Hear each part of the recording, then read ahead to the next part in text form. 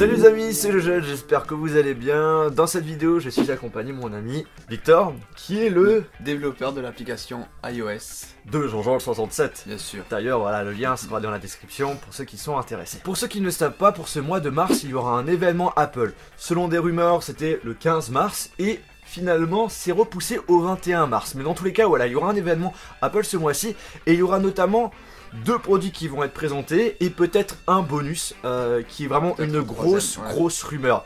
Déjà, premièrement, on a l'iPhone 5SE, ensuite l'iPad Air 3, qui s'appellerait peut-être l'iPad Mini Pro, ou... l'iPad Pro Mini. Oui. Oh, et pas, hein. Voilà, et le petit bonus à la fin, c'est vraiment une grosse rumeur. Moi, j'y crois pas trop. Ouais, l'Apple Watch 2, l'Apple Watch S. Et on va commencer avec l'iPhone qui va remplacer l'iPhone 5S, l'iPhone 5SE qui se prononcerait peut-être iPhone SE. Alors comme caractéristique, on conservera un écran 4 pouces comme l'iPhone 5S mais avec la possibilité d'avoir 3D Touch dessus. Ouais, pourquoi pas, c'est une rumeur hein, voilà, aussi. C'est une rumeur. En termes de processeur, on aurait le même que celui de l'iPhone 6S, le A9 du coup. Donc un processeur rapide, puissant, tout ce que vous voulez. On aurait 2 capacités de mémoire, 16 et 64 Go, pas la possibilité de rajouter de la mémoire, il serait pas waterproof. Et pour le prix, je pense que ça va tourner autour de 500 € pour la version 16 Go et 599 € pour la version 64 Go. Et pour la commercialisation, ce serait courant mars. Et tu te lâcherais? Non. Parce que déjà j'ai l'iPhone 6 et je le trouve trop petit. Un écran 4 pouces pour moi c'est trop petit maintenant. Ouais, je suis carrément d'accord avec toi. Au minimum le 4,7 pouces et encore je trouve que 4,7 pouces c'est petit. Ouais. Sachant que mon téléphone fait 5,7 pouces.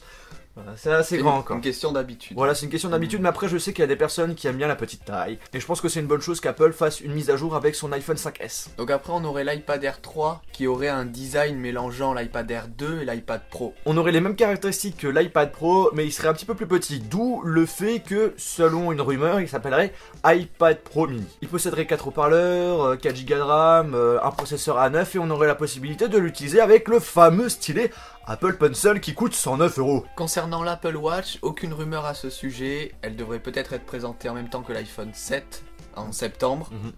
Avec certainement une meilleure autonomie et peut-être un design rond qui serait peut-être le bienvenu cette fois-ci. Toi tu préfères, parce que toi t'as l'Apple Watch. Ouais. Si c'était rond, tu préférais? Bah ça dépend. Faudrait avoir en vrai.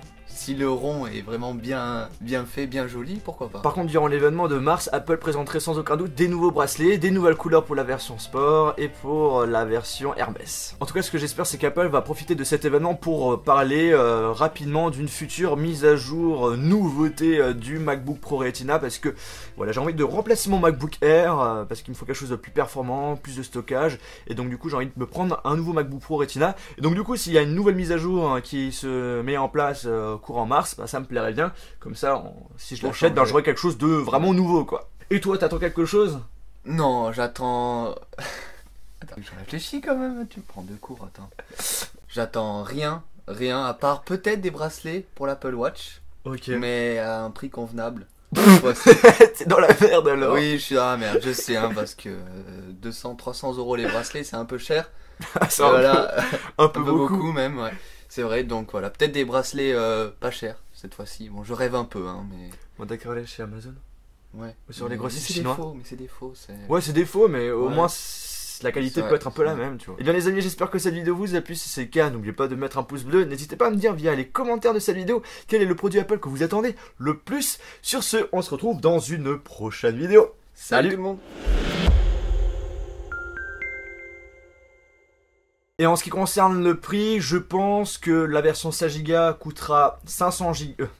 Version 500 Go, 500. Présenté sur tout courant septembre. Il n'y a pas de H à terme.